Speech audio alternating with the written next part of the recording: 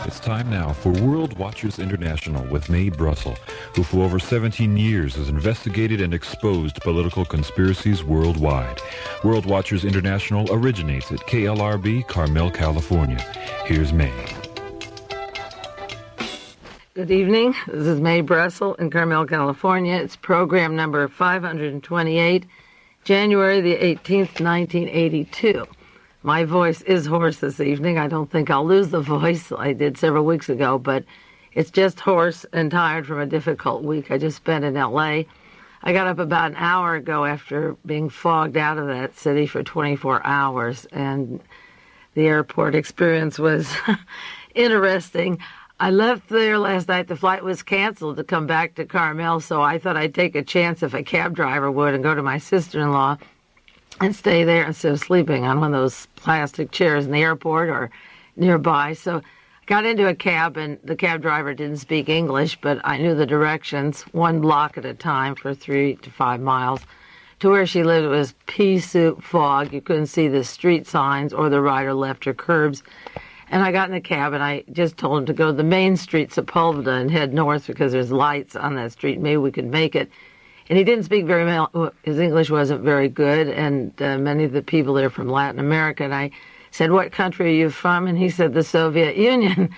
And I thought, well, boy, if we're going along floating like on clouds, just finding our way a foot at a time and stretching a few miles drive for about an hour and a half to get there. And I was fascinated talking to him. He's from Minsk, and he'd been in this country 6 months. And I started asking him, how he happened to come to this country. And he said that he was a Christian and he went to the Orthodox Church in the Soviet Union. And they said, well, if you want to go to church, you better go to America, get out of Russia. So they sent him back home to his family. The police called him in and asked him why he wanted to pray. This is his story he was telling me in broken English. He's only been here 6 months. So between the fog and the English, he was trying very hard to find words that he could say it, but this was the gist of it, that he went to Vienna and then he was told that he would have free passport and a permanent visa. He's a permanent citizen and he could bring his family, only his brothers, in Minsk. And he has relatives in North Hollywood, and he's already driving a cab at the airport in Los Angeles. And I thought that was a really fast transition. And I said, when the Russians told you to leave, how did you get the money to come to this country if they didn't want you there? And they said, well, go to America. He said, my transportation was paid for me, and just as Lee Oswald got his transportation from the American government to come home when he was over there, they sent him the money. And for him and Marina, and this fellow said, my transportation was paid for him and the family, and he just simply had to get as far as Vienna, and he was to America. And he's now, as I say, working at the cab, for the cab. Now, he runs his own cab.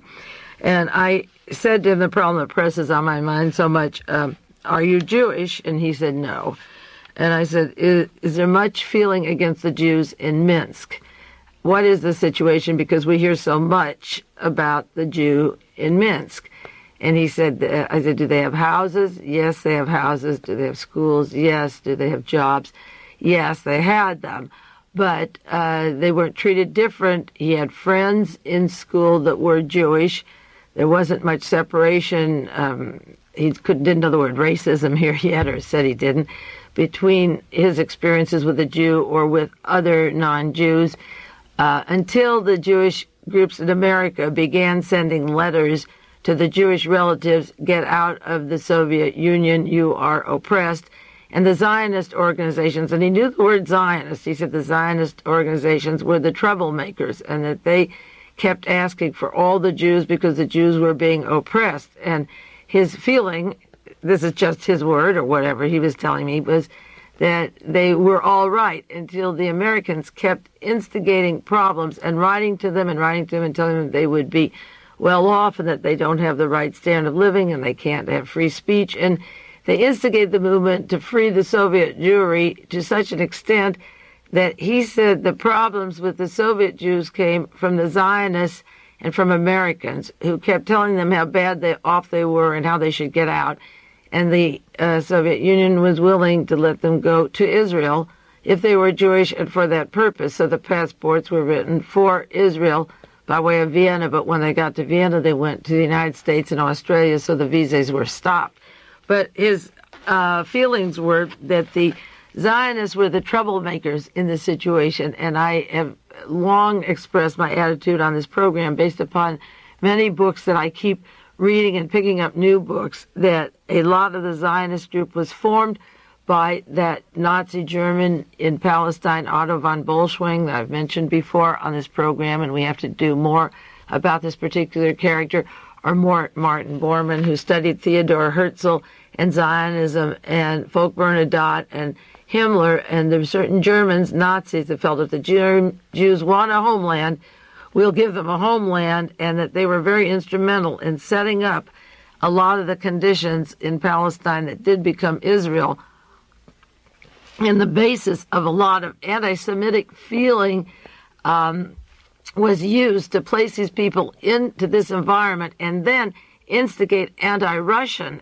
propaganda from America, from Israel, again barraging the Russians with propaganda, how evil they are, how bad they are, never mentioning the fact of the role they played in stopping Adolf Hitler. If it hadn't been for the determination of the Russians in Leningrad, we would probably have a different form of government. Hitler would have won the war if he had won Russia, and then could have gone on to conquer the entire world. They were able to at least allow democracy to survive a few more years, 20, 30, or 50, by holding the line at that particular time. But as soon as the war was over, within 6 months, Hitler's agents were at the Pentagon, and we were already planning techniques to become anti-Russian. And this fellow, the cab driver, as much as he could express it, and under those conditions as we were going along looking for curbs, was that until the Zionists and the Americans made a lot of trouble, the Jews were not different, but now they are. Now they can't get certain jobs and can't go to the university and are treated differently, but they weren't treated differently until the trouble came from the outside. There's an article, a series of articles carried in the Los Angeles Examiner, taken from one main story in the New York Magazine. An article, it's a series of articles I saw in Los Angeles, but the larger one is from New York Magazine by Lally Weymouth, Weymouth, The Sleeping Beauty Mystery. And some of you may be following this trial of Claus von Bulow. He's a wealthy, the husband of a wealthy woman in Long Island. Her father was George Crawford. He was a utility czar. She was raised by her grandmother, and this particular woman, her name was Sunny. Hard name to believe. She didn't have such a sunny life. She had jewels and diamond tiaras and a home like Versailles. She was extremely wealthy. She has an estate of about $35 million, and she's in a coma. And her husband has been charged, Claus von Bulow, with injecting her with insulin and barbiturates in order to try to kill her. Now, there are a lot of bases that this brief story about her life covers. And if any of you have been missing this trial, it's going on right now. Pick up your newspaper articles and get the New York Magazine. I guess the article just came out a few weeks ago. This woman originally was in love with a man, Georgy Wasychilov. He was a Tsarist Russian, and they had lost their money. They were impoverished after World War I and after the Russian Revolution, and she didn't marry him. She was sent by her family to get over the love affair that she had with this first Russian Tsarist prince. And so she was sent to an Austrian resort where she met Princess Honeychild Hohenlohe, and she met a Austrian, Alfie von Auersperg, distinguished but impoverished Austrian family. And he was a Nazi. He was called the Austrian Prince. They lived in Munich, Venice, Paris, and America, and he worked for John Paul Getty. They had mansions and servants and caviar and so forth. He fell in love with another woman, and he's been charged with putting her in a coma. She's in a permanent coma now. It doesn't seem that she'll get out of it. And he's been charged with the attempted murder. The children and the maid, her children and maid, broke into the closet and found syringes and needles with the kind of medications that were in her body when she went into the coma. But the characters step right out of the past of the Tsarist Russians, the Nazis, employed by the Getty oil people, the $35 million estate. And the running story of this particular couple is an era of going back to the Tsarist Russians, the oil people, the Grand Dame, living with the royal complex, and as I say, the jewelry and the tiara, and then the injections. And it's a story of wealth and attempted murder, and I guess you would call it murder if she doesn't get out of the coma, and a trial. Interesting thing, one of the doctors called in to this case to give testimony, the newspaper account said, comes from the Hughes Medical Institute down in Florida, the headquarters in Florida. The time I studied the Hughes Medical Institute, it actually was a building with a door with a dummy front, and I've never read of a doctor testifying at a trial from the Hughes Medical Institute that it says tax write-off for the Summa Corporation and for Howard Hughes to give a percentage of their money to a medical institute, which is in Florida, and a chauffeur was the man who became the head of it. It was actually a dummy front that siphons money to many places with no accountability, but a lot of tax write-off. And a doctor from the Hughes Medical Institute was sent up to Howard Hughes in Boston in 1966, and he was never seen again by any single person, including Robert Mayu and the gang that worked with him and around him. Howard Hughes wasn't seen. But there's a Dr. George Cahill, from a research doctor from Howard Hughes Medical Institute, as a state witness in the case of the coma and the insulin administered. And I thought that was kind of funny because I didn't think that the Institute even had doctors to send around. So you've got the John Paul Getty, the Tsars, the White Russians, the Hughes Medical Institute, a lot of money and a mystery story. We may not be concerned in those particular people, but the characters that weave in and out through the history from World War I up to the present are interesting. So you might get that article in New York Magazine, the entire article, or get the segments. It'd be hard to get those. Try and get the whole article. I didn't know that the author, Lally Weymouth, was the daughter of Katharine Graham from the Washington Post. Somebody told me that this week. The woman who writes for New York Magazine and does a lot of articles on Jean Harris and on this Sleeping Beauty. It's called The Sleeping Beauty Mystery. A woman, very good writer, interesting writer, brings up a lot of names that could be of interest to many people. That's Katharine Graham's daughter who's doing the writing on that story. So that is another side thing to watch, to see what kind of articles her daughter writes, knowing that that's her daughter now. And being as Katharine Graham owns the Newsweek and Washington Post, I see a certain kind of coverage from there.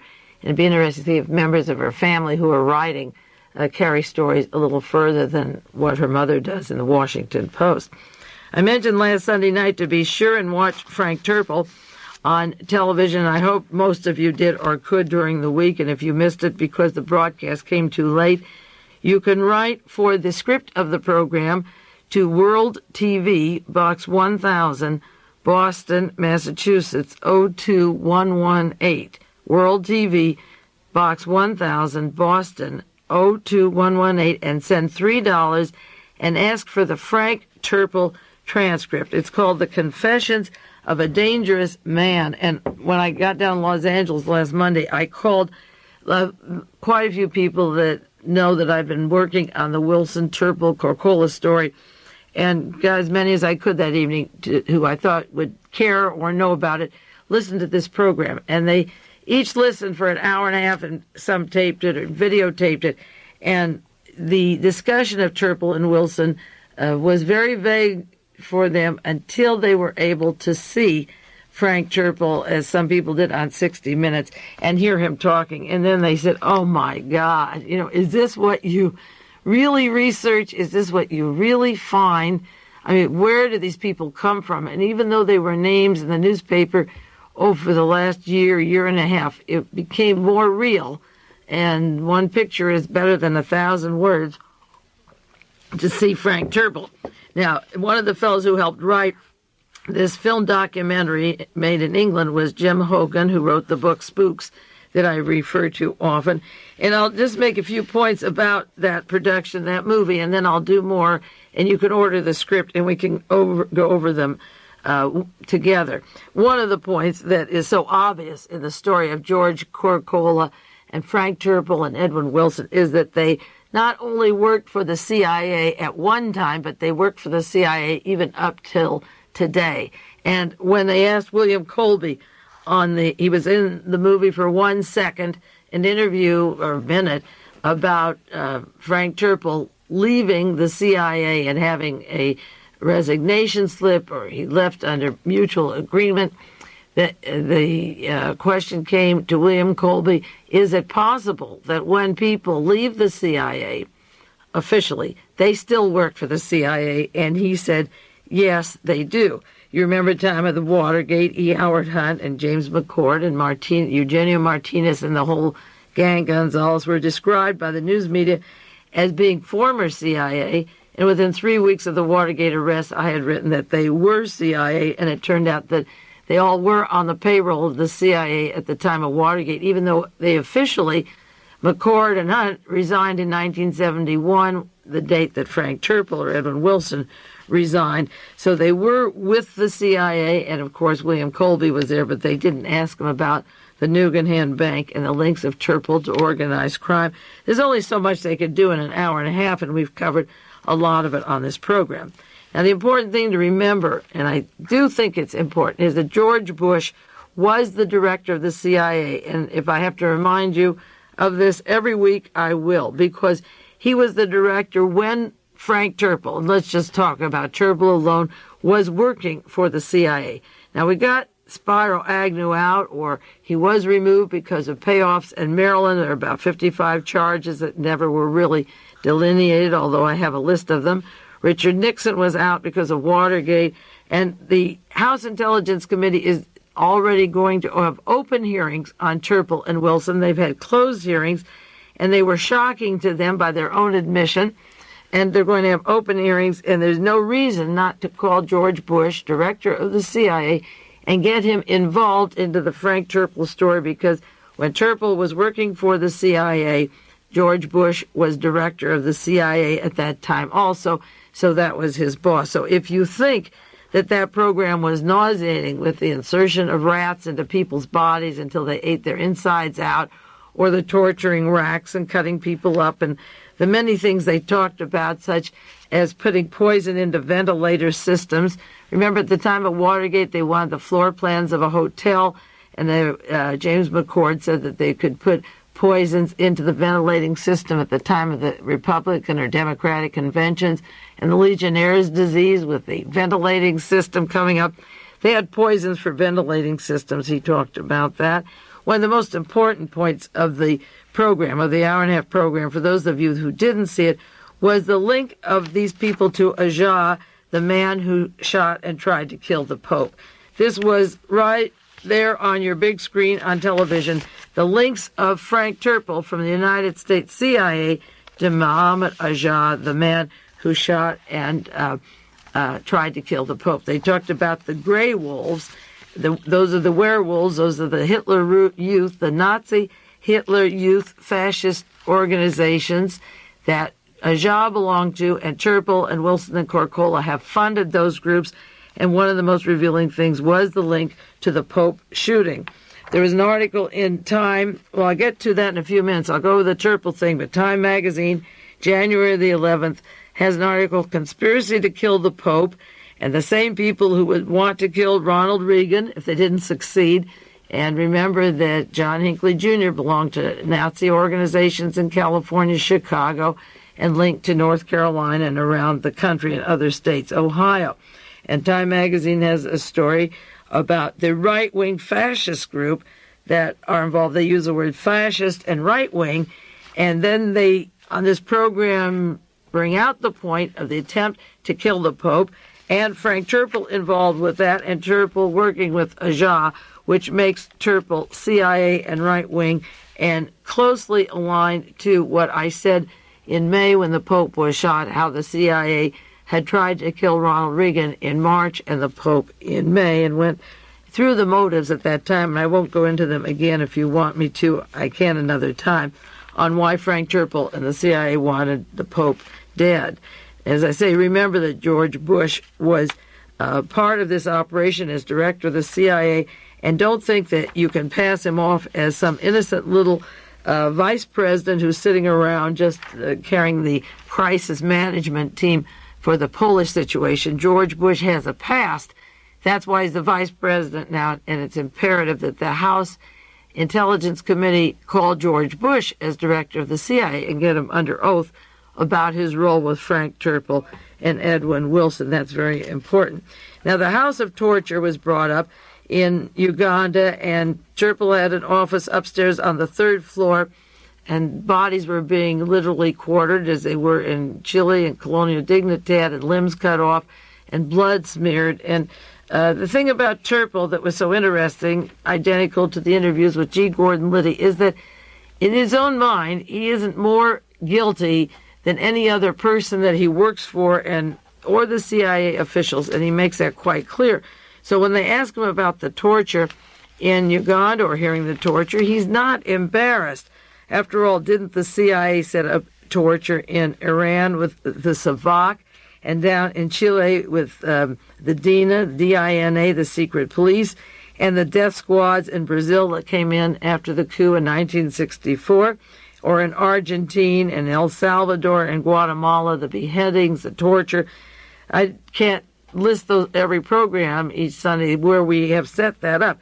But there's nothing different with Frank Terpil sitting in Uganda listening to people on the first floor being cut up and beat up, and recordings of their family and being told they were being killed. There's nothing different than than the Shah of Iran, who Jimmy Carter, as President of the United States, praised, and David Rockefeller dealt with, and Henry Kissinger, and so forth. Terpil was very secure that he wasn't doing anything different than other people in the CIA and in the Democratic and Republican Party, and he was very cool about it.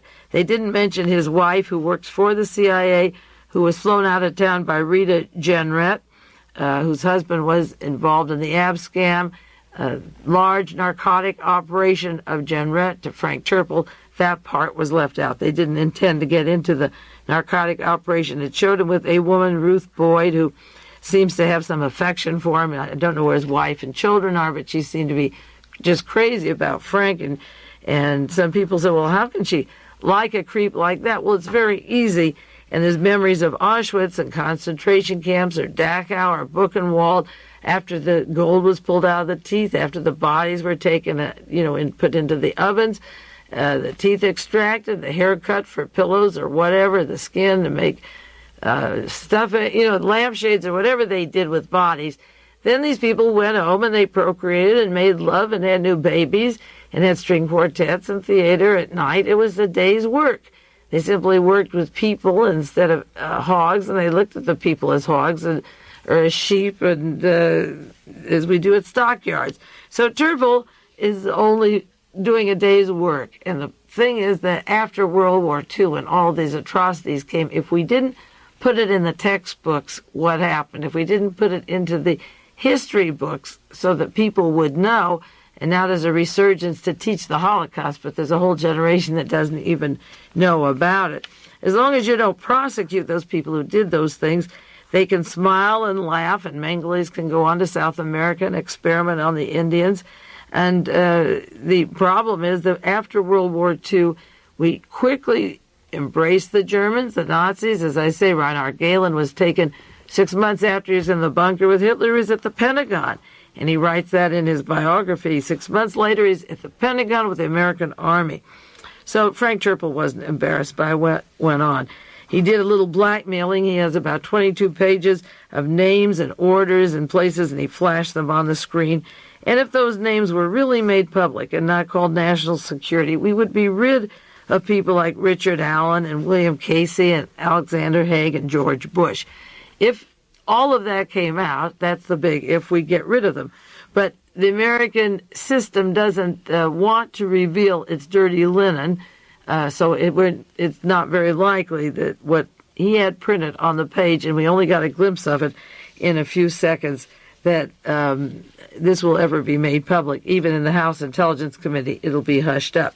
He talked about carrying poisons through the London airport and on commercial airlines and canisters of deadly poisons. And when he was asked about it, he gave an answer which was very logical. He said it's no different than Dow Chemical. They make poisons and paraquat, and they don't feel guilty about this. Frank Terpil's in business. A buck's a buck. And Americans have this way, this capitalistic system of printing anything you want, even his documents on the people he dealt with. And the government will protect them and make us the victims of some more mayhem. He gets away with doing these things and is protected by the court system, by the news media, and he makes millions and millions of dollars. As I say, that's the capitalist system. Frank Terpil is rich. He's a multimillionaire. He's had a lot of money. There's a picture of his home in Virginia, the sunken tub and so forth, $3 million home there and about that. And he's a very wealthy man. In London, he has property all over the world, around with Edwin Wilson and all those other people. A co-worker of theirs was arrested in Fort Worth. She came home for Christmas holidays to be with her son.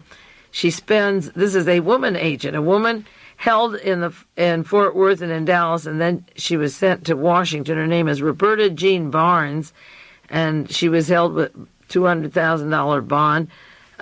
She put up $20,000 of it. She just wanted to see her son for Christmas. She runs the London office for Edwin Wilson, who ships the bombs and explosives out of London to other countries. A nice lady, I suppose. A lot of women travel around. You wouldn't know them. The Houston Post said she's not a cloak and dagger operator. She travels in the open. She's not a Mata Hari. She manages the London office of Edwin Wilson and helps Wilson and Terpil Coca-Cola just send weapons all over, explosives to Gaddafi or the people they choose all over the world. She's having to go home for Christmas and was picked up and let out, and she's an ally, a buddy of this team traveling around. You just don't know when you travel and go through these airports and these people, part of this team, are traveling. You wouldn't recognize them or know them, men, women, or whatever. They use both sexes, and they look inconspicuous. They use their own name, and she was arrested as part of the team and will be questioned by the House Intelligence Committee. If you saw that TV movie of Frank Terpil, you saw a warehouse, a stockpile of guns all along the wall where they get their guns. They didn't identify it. They had Aramco, the name of the place, but they didn't say, this is Samuel Cummings. He comes from Philadelphia. He's in the CIA.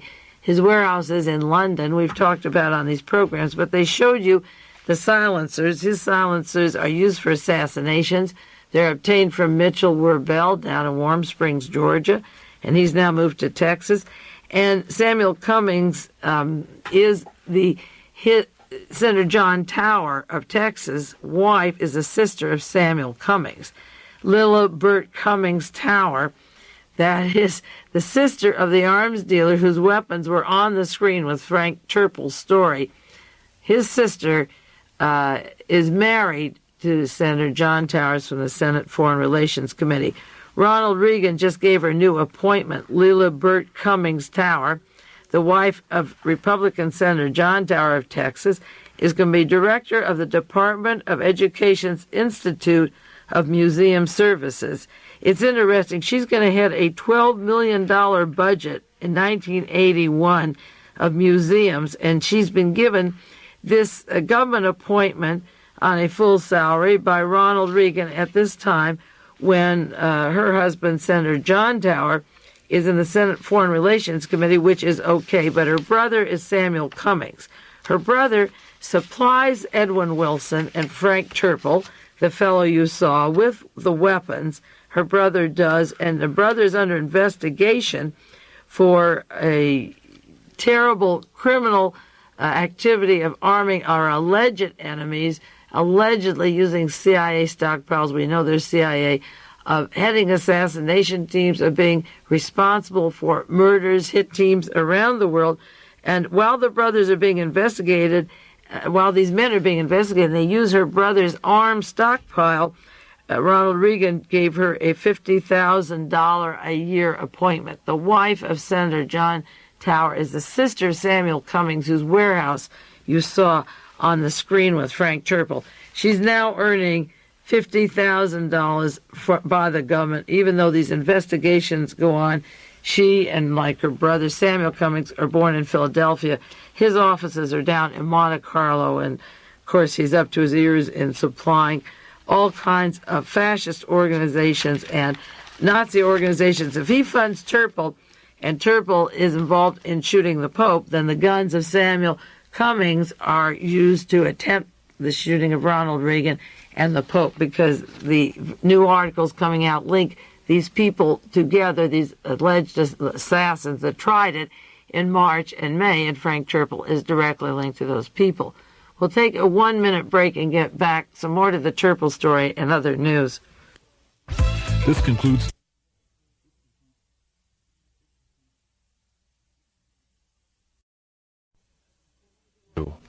When I was in Los Angeles, my father, who was 91, asked me, what can you do about somebody like Frank Terpil? You know the information, and he caught a few glimpses of the movie. He didn't want to see it. He was playing cards with my mother, and every once in a while he'd look up and say, are those real people? And I'd say, yeah, those are real people. And they would play cards, and he would not follow it through, and he would hear parts of the Terpil story, and he would say, are you sure this isn't fiction? And I'd say, no, those are real people. So he asked me, what would you do with somebody like Frank Terpil? And I said, well, the House Select Committee on Intelligence is going to begin hearings in 1982. The House Select Committee on Intelligence. They're going to investigate Edwin Wilson and Frank Terpil. And the chairman is Representative Edward P. Boland. If you want to write to Representative Boland about the investigation, it is going to begin. And any information that I've sent to you through the printed sheets or through the tape cassettes, you could write letters and ask that you want a full investigation of this, of Mr. Frank Terpil. If he says that they trained a Jah who attempted the murder of the Pope, you want more information about the CIA directors over them, because that tantamount to saying that the CIA wanted to shoot Ronald Reagan and wanted to shoot the Pope, which I think they did. But here's a chance for the House Select Committee on Intelligence to go into these matters, because the threads link to the assassinations through the entire past year and the assassination attempts, including the murder of Sadat. Now, there was another article this last week, Probe of Firms Links to Libya reported. A Detroit company is under investigation. It's called the Near East Trade and Development Company. They contacted 100 American firms just this last year to sell Syria, the Middle East, and Libya weapons since 1979. Military equipment, trucks, helicopters, ambulances, uniforms, parachutes, military tents. And this Near East Trade Company was founded 3 years ago, 1978, by George Bodine of Detroit. He's 25 years old, and he got a loan from Reverend Alfred John Bodden, a pastor of the George Syrian Orthodox Church in Detroit. Now, Edwin Wilson had 127 dummy fronts. You can't believe that a 25-year-old out of Detroit can get a loan and approach 100 countries to arm these people and send this equipment. And who are they arming? Particularly on this program, he even gave credit to training Carlos the Jackal. Well, who's Carlos? He was a fellow who was part of the Black September group, the Munich massacres in 1972, blew up the Lod airport raid, also in 1972, worked with Gaddafi and the PLO, instigated the Lebanese civil war, worked with Palestinian guerrillas. Guerrillas set up the Baader Meinhof, the Japanese Red Army, the Red Brigade in Italy, and they had bragged about killing Aldo Moro. He also was part of a group that wanted him out of the way. He was exposing the Vatican and trying to tax the Vatican and Italy for certain monies at the time he was murdered.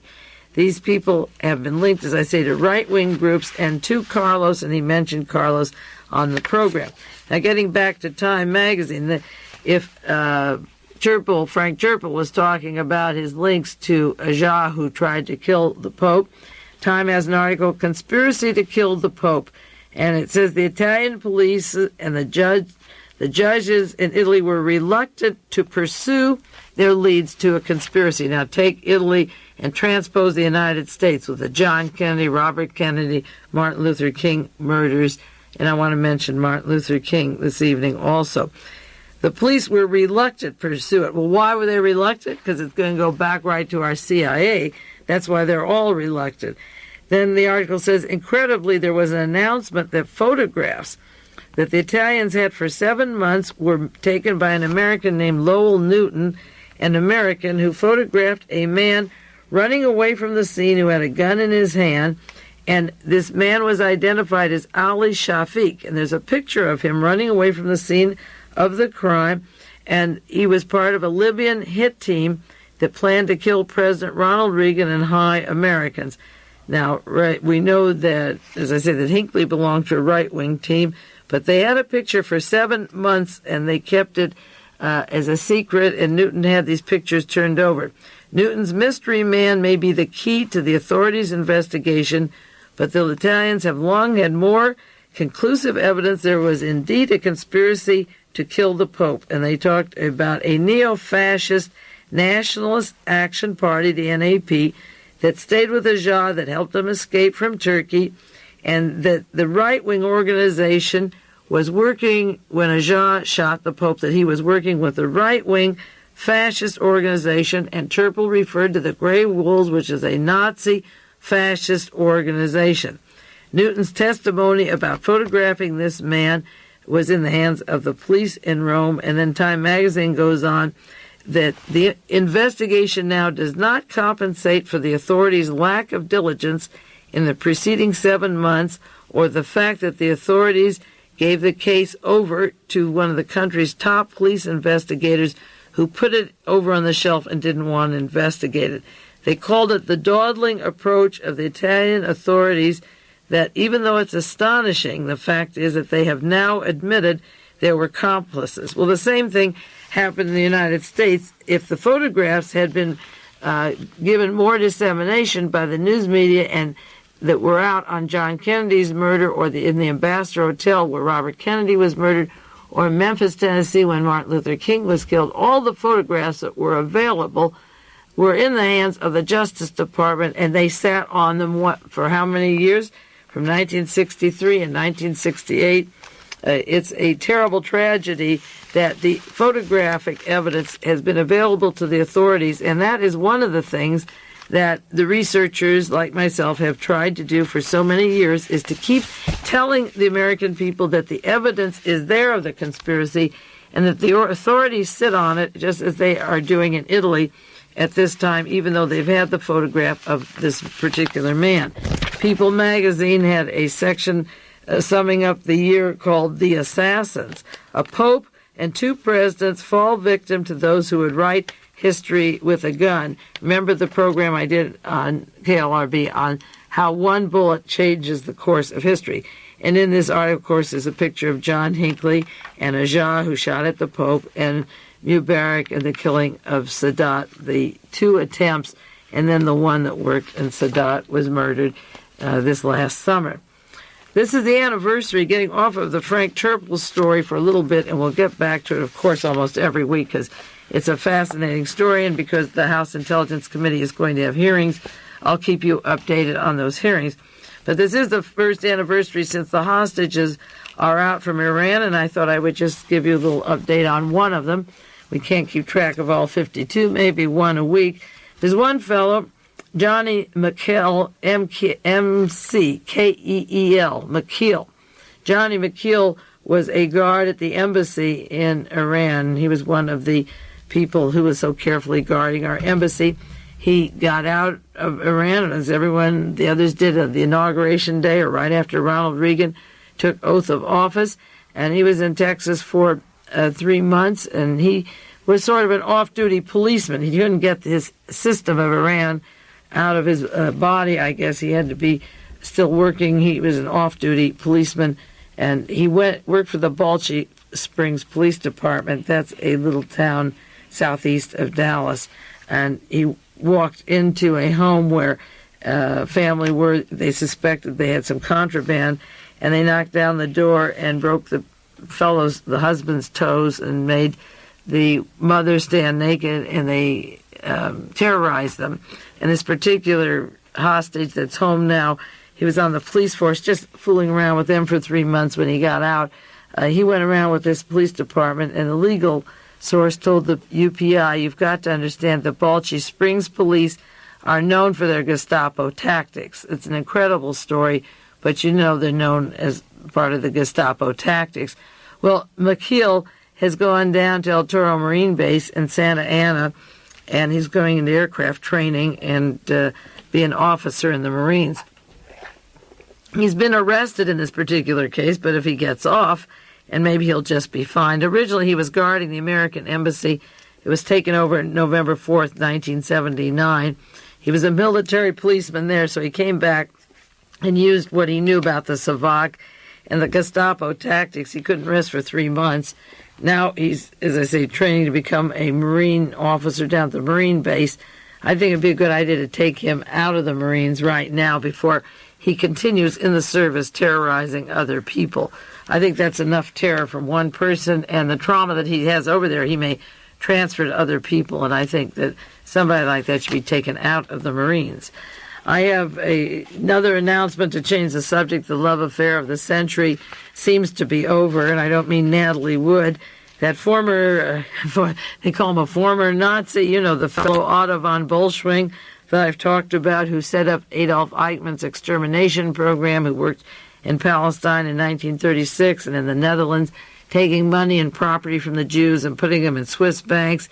And as soon as he was fingered by the news media, von Bolschwing's lawyer said he was old and sick and he can't defend himself, so he's not going to be deported. There were news stories that he's not going to leave the country. He's to give up his U.S. citizenship, but he's not going to be sent out of the country. No way to deport him because he worked for the CIA. Last month, Mrs. von Bolschwing said she's going to divorce her husband. She's 73, and that poor old dog with those tubes in his nose, he's 72. So that love affair is over. He won't be deported, but he's losing his citizenship. So she's going to divorce Adolf, and Mrs. von Bolschwing announced she's filed for divorce. They met living in a senior citizen's apartment.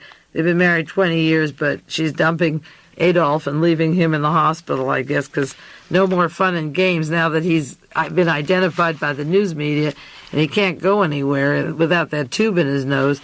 She's decided to divorce him, and so that affair is over. 72 and 73.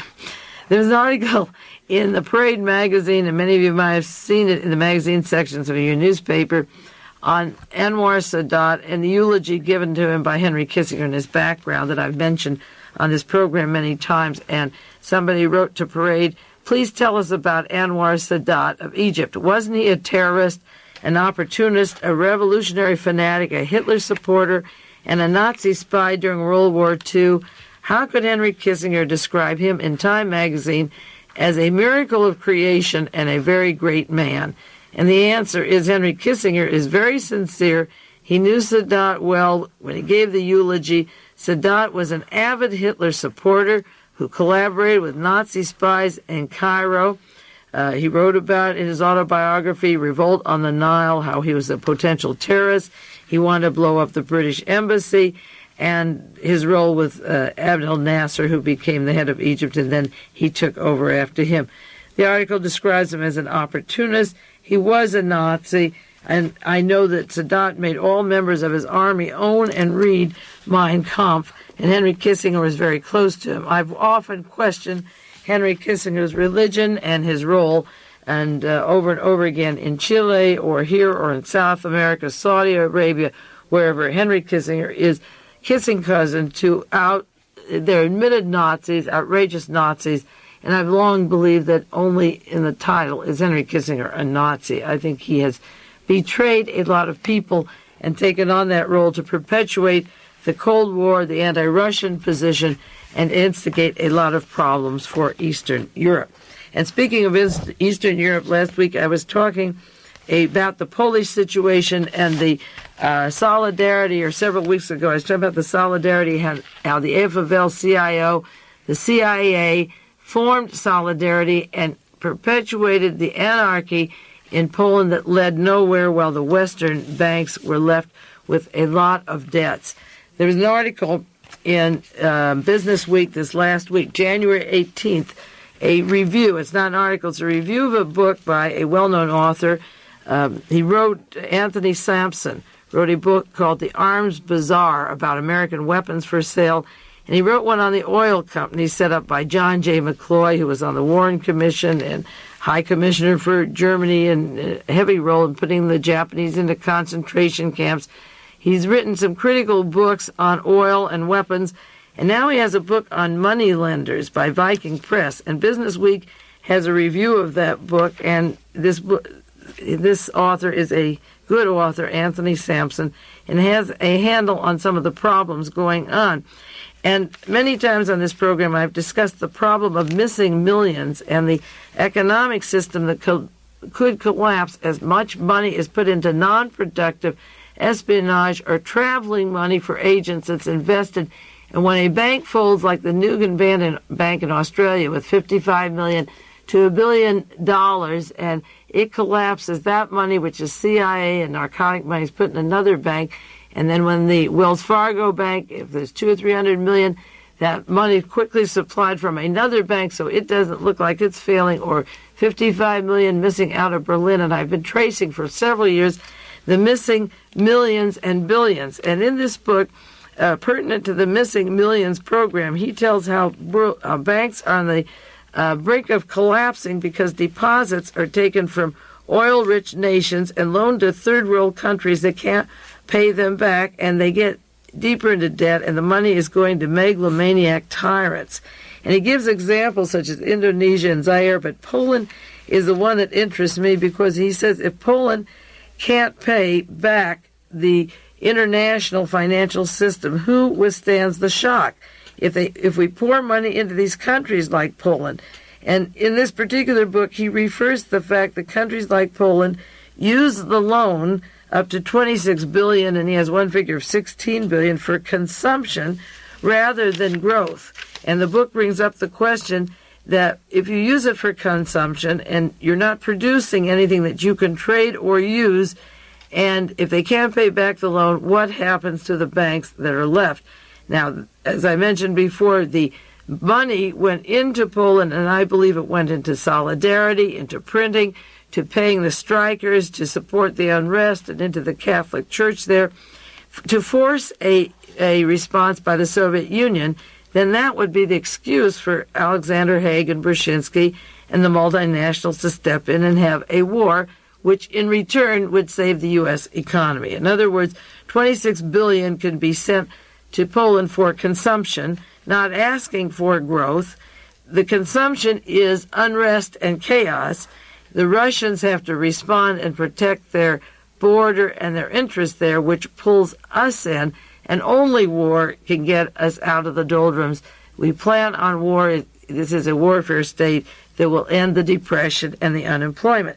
This book says that the banks lent Poland $16 million so they could finance an ambitious investment program. But as it turned out, much of the money for domestic and political reasons was siphoned into consumption. Now, if the banks let Poland the $16 million to finance what they call an ambitious investment program, you'd think after the first million or second million, they'd want to know where it was going. But as I said before, they had no accounting for the money, and I don't believe they thought they would have an ambitious program going. I read another article that Poland it was in the Los Angeles Times today. Poland is a country run by a bunch of, they use the word mafia, thieves, and people with no expertise to run the country. And the problem was that you're pouring money into these people and you're not getting anything out of it. This book goes into the financial crisis of banks, but it mentions Poland, and Poland is an example of putting money into a system of chaos, just as the FBI and CIA in 1968 began Operation Chaos in the United States and paid agents to create chaos. Well, what do you get out of chaos? If you have an intelligence budget of $22 billion and you're creating chaos and not putting into production, how in the world can you support a system very long that will hold up? And it's that kind of thinking that has poured money into Lech Walesa over in Poland and caused the money not to be used to start industries that will support the Polish people, but just to make them miserable and blame the Soviet system on the misery. And so that is what's happened, and it's interesting. This book on the collapse of banks and the money system and the problem with the abuse of money goes into Poland. Playboy, I got a lot of magazines at the airport because we don't have many magazine stands up here in Carmel, and I was buying them like mad if you have 24 hours to spend. Playboy this month has an interview with Lech Walesa of Poland at February Playboy, and they asked him a question. They said, "You're an interesting breed of political leader. You are the head of a democratic process, which is new for Poland, but some of your tactics are like a dictator, Mr. Lech Walesa." This is Time magazine, the great cover man of the year. "Do you consider yourself something of a benign dictator?" He says, "No, I'm a democratic dictator." "What does that mean?" He says, "Well, I know that I ascertain our goals in a democratic way. We agree on a framework together, but the realization of this framework, of these goals, is my business. I handle them in a dictatorial way." Can you get that double talk? He says, "I ascertain the goals in a democratic way, but I handle them in a dictatorial way." And Playboy interviewer said, "Do you establish any restraints for yourself as this dictator? Do you just bludgeon in your way?" He said, "No, I do not wage war." That's at least not yet. He doesn't wage war. He said, "I do conduct some great battle for the time being. For the time being, I do not shoot to get things done. I select my advisors, I rely on them, I use tricks, devices in order to accomplish the tasks that I am given." Lech Walesa is given by the CIA to use tricks, devices, and so forth. He said, "For the time being, I do not shoot to get things done." What brought Lech Walesa to a standstill and was the plan to have an immediate coup in Poland and overturn the communists, and the communists went into those 400 offices I mentioned on this program and obtained death lists of people who were to be killed, the communists that were to be killed by Lech Walesa and Solidarity. And because the Soviet Union has that list, and because the Polish authorities have that list, they clamped down quickly on Solidarity. But this is a guy full of BS. You can read the interview if you want. It's interesting. He is a dictator. He hasn't started killing yet. But the fact is, and the facts remain, that they were planning mass murders and killings, and that's Lech Walesa. I got a letter from a subscriber to these tapes. He sent me a picture of Ronald Reagan hugging the wife of the Polish ambassador to the U.S., Mr. Spasowski, and Ronald Reagan is in embrace, and she has her head on his shoulder. And this friend wrote above it, "Does Reagan have a double?" No, he doesn't have a double, but he gets in absolute ecstasy if he can hug the wife of a Polish ambassador.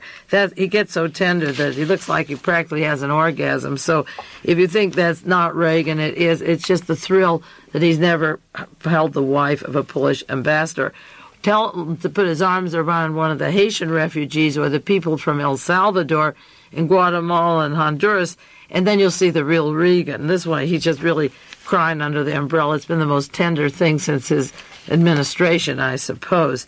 I received another article from a subscriber, Aid to Poland. The Christian relief agency World Vision is sending $300,000 emergency relief project to Poland. World Vision is sending infant formula, baby food, dry skim milk over to Poland, and Mr. Goddard, the director of the operations, is supplying, World Vision is supplying the religious government and religious officials with assistance. There was a program around Christmas about World Vision, And a man that worked for World Vision objected to seeing these old movies over and over again of them feeding the people in Somalia. And he said the crisis was over and they're still there feeding them. And he was asked, well, why do you suppose they keep showing this? They said, well, their version of starvation is that they won't be happy till everyone in the world is Christian. The food problem is over, but turning them into Christians is something else. So World Vision is in many, many countries. And, of course, John Hinckley Jr.'s father, the fellow that took the shot at Ronald Reagan and blew out Mr. Brady's brains and shot 2 other people who were seriously injured in Washington last March. His father is very active in World Vision and has been identified as a CIA group that worked in Cambodia and Guatemala and Nigeria with the CIA, and they're very instrumental in carrying on this Christian program and informing for the government for those who would be, I suppose, anti-Christ or labor organizers and turning these people's names in. That's what they were doing with the people from El Salvador that fled to Guatemala. They were turning over the names to the government of these people. I don't have much time. Maybe I'll do more next week. It's the anniversary of Reverend Martin Luther King's birthday. There were celebrations all over the country. I really believe that the best thing we can do to honor Martin Luther King and John Kennedy or Robert Kennedy is not to have a day out of school or let the judges off for a day. That doesn't accomplish anything. I think what they should do is make it mandatory that everyone in the entire school stay in school and spend one day in the classes having a movie on Martin Luther King, reading his speeches, English teachers reading what he said, reading government documents from the COINTEL program. We might have a Martin Luther King Day where they read an article from the Los Angeles Times. This was February 1980.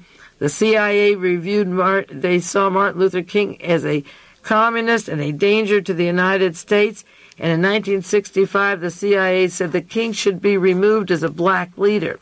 The informant said that Martin Luther King was a threat in the United States. Somewhere in the Negro movement at the top, this is your federal government, there must be a Negro leader who is clean, who could step into the vacuum and chaos if Martin Luther King were exposed or assassinated. Well, they certainly did get their Negro leaders. They got Andrew Young, who was on the Trilateral Commission. They got Jesse Jackson, who was on the balcony. They got even Reverend Ralph Abernathy, who was with Martin Luther King. And they got the hypocrites of the world, the black people that were right with him who wouldn't expose his murder. The black leaders today, 2 of them, of the main black leaders, were on the balcony when King was murdered, and they have said nothing about exposing the person who shot Martin Luther King or tried to show where James Earl Ray was when Martin Luther King was shot. There are 373 files of government documents on Operation Chaos, how the CIA surveyed him, how they were in Memphis before he was shot in April 1968, how they wrote articles and memos that King had to be neutralized, that the government would interfere, how there's eavesdropping in his hotel room, how he'd been wiretapped from 1963 to 1968, and the CIA had many derogatory things about him, that he was a threat to the United States, that we needed a new black leader. And they said in 1965, if any black leaders were shown to be engaged in illegal activities, it would cause a split between Johnson and the black leaders. The CIA didn't want Martin Luther King. He was eloquent, he was young, he was energetic, he was fearless, he had qualities that were worth remembering. A person who wrote a book on Martin Luther King called The Fear of God, and the FBI tells about the Martin Luther King attachment, how the FBI followed him. And just this year, a professor at the University of North Carolina at Chapel Hill was visited by the FBI, and they offered this particular author $250,000 not to put out this book on Martin Luther King and not to review it. There was a review by David Garrow on a book by Chuck Fager that came out in 1981 called The Fear of God and the FBI. And the FBI went to the reviewer and offered him $250,000. And when he refused it, they said that under the new law, they warned him that to disclose the FBI agents who were involved with Martin Luther King's murder would constitute a felony under the new Intelligence Identity Protection Act that Ronald Reagan is just putting in. That to identify agents' names because of this bill, which is not yet into law but will be, we can't mention the FBI people who shot Martin Luther King or who worked with him. So the years go on, the laws are covering up the deed. The best we can do to remember Martin Luther King is to keep exposing the people who murdered him and the people who covered it up. Whether they're white or black, they should be named, where they were and why they covered it. That's the best memory. Put everybody back in school and teach the people his name and his speeches. A judge said in San Francisco this week, it was in the weekend paper, that juries don't have to have knowledge of particular events. They're not knowledgeable. 50% didn't even know who Adolf Hitler was. Well, if they don't know that, they certainly don't know the speeches of Martin Luther King, and I know they don't. So in memory of this man, his birthday, the anniversary of his birthday, the living memory is the pursuit of how he was killed so these things don't happen again. And if you don't go into that, they keep happening again. I'm over in time by 1/2 minute now. It's Mae Brussell. I'll be back with you next week on this program, and you take care. This has been World Watchers International with noted conspiracy investigator Mae Brussell. This program originates from Carmel, California. Tanakwe, Haremar.